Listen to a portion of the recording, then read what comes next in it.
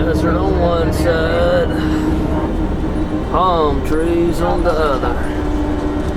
That's on the northern edge of the land of Benjamin. There's Jordan still in the distance, Palestinian territory.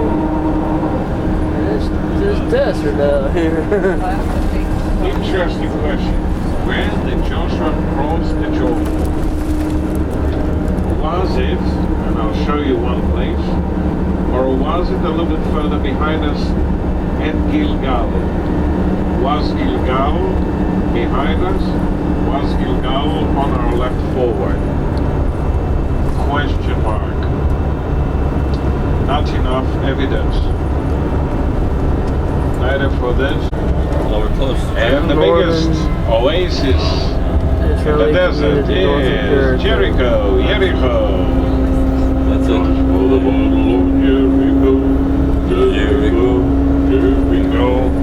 Jericho.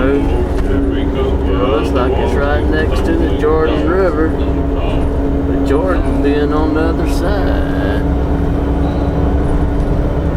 Ladies and gentlemen, Jericho is just in front of us. Where are the walls of Jericho? Down. Did they find them? Yes.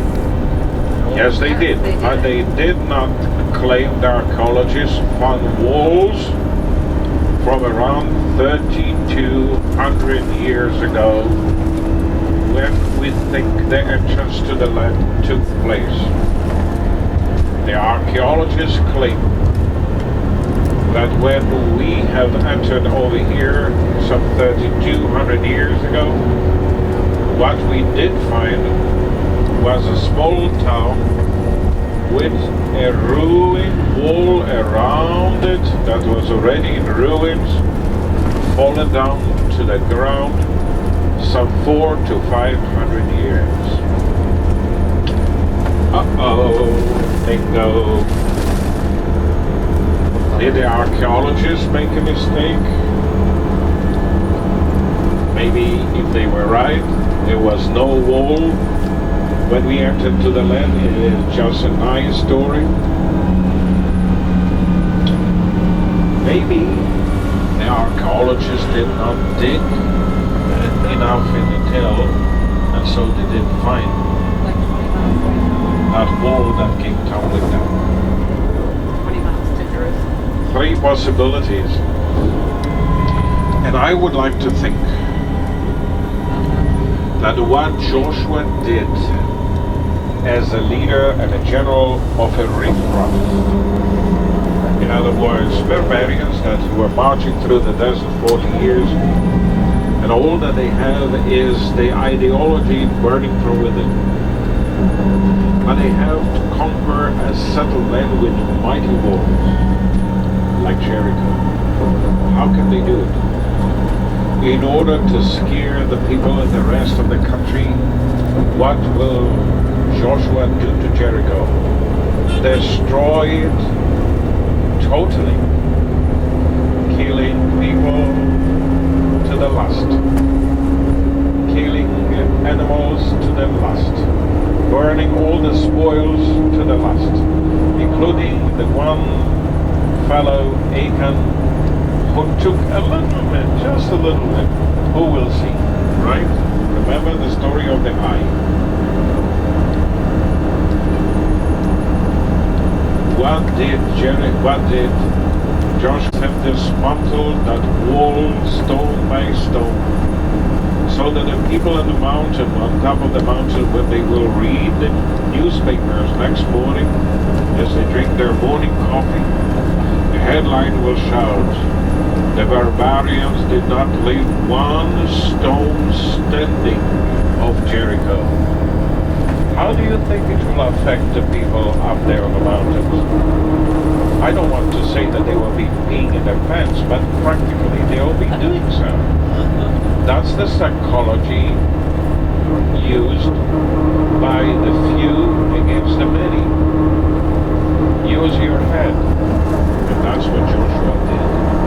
He must have erased that wall to the last stone. And that's that's the main reason, I believe, why the archaeologists didn't find it. The wall that keeps tumbling down. On our right, and right below the sun, by the antennas, in fact to the right of the antennas that you can see below the sun, this is what tradition is calling Mount Temptation, which is in the desert here, the Judean desert, overlooking the steep cliff, looking over Jericho, is tempted. I will give you the kingdom of all the kingdoms of the world. Wow. Jesus is tempted and refuses. Near Jericho. To our left, there's a crossing over the Jordan River, Allenby Bridge.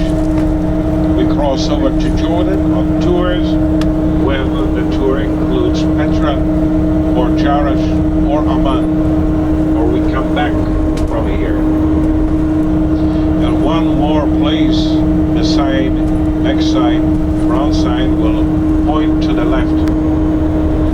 And in Arabic, this place, by the Jordan River, a short distance on our left, we'll call it Qasr el-Yahud, which means the fort or the place of the Jews. Is this what and where some traditions claim to have been the crossing place through the Jordan, over the Jordan? Is this the place that you see the sign on the right and the sign on the left, leading a short distance to the water of the River Jordan? Is this the place where they crossed? Is this the place where Yochanan, John the Baptist, will be standing in the middle